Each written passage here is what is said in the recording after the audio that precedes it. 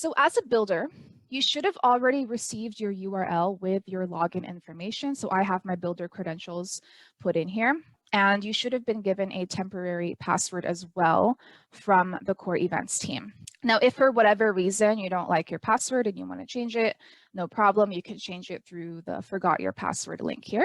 Otherwise, go ahead and put in your credentials and proceed to enter your control panel.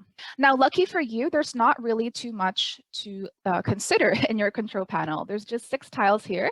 However, I do want to walk you through what is and is not applicable to you. So as a builder, where you will be spending the majority of your time is in the content library in the virtual rooms. This is probably where you'll be 99% of the time. You have to first get all of your assets or your contents into the content library first. So your actual stuff that you're planning to attach to your room. And then after you do that, you can actually build out your rooms and actually attach those content items to the rooms and program it. So it's a basic 2-step process. And that's what we'll spend the bulk of our call today discussing. Now you'll see that there is a third component here in the upper right called chat sessions. This is strictly for moderated chats, and this is not applicable to you as a builder, so you can pretty much ignore that. We have a surveys tile down here in the middle as well. You can ignore that as well because that is not applicable to you as a builder. There is a help component here on the lower, which simply leads to a tech support form that gets you in touch with 6Connex. I would advise that instead of clicking here, if you have a question as a builder, your first line of support should be your event organizers. If you have a question about anything whatsoever, they are responsible of taking care of you. I would go to your event organizers first in the situation that you may have a question. Finally, we have one last component here on the lower left, and this is tracking and metrics.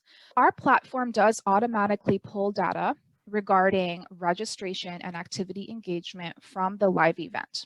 So for you guys, that means your booths or your rooms.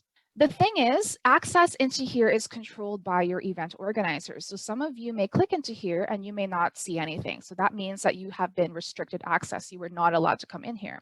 Some of you may click in here and you will see reporting. You'll see those bar graphs, the registration data, the activity data. For those of you who do have access, you will have the ability to pull reports, actual reports into your computer.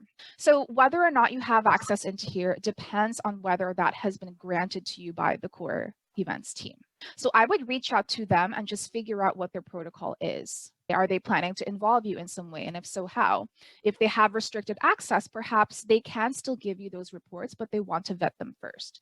So just clarify with your event organizers exactly what their plan and their protocol is, especially if you are one of those who is wanting access to the data from your booth because you want to know how you did post-event. So just talk to your event organizers regarding that and they will clarify for you.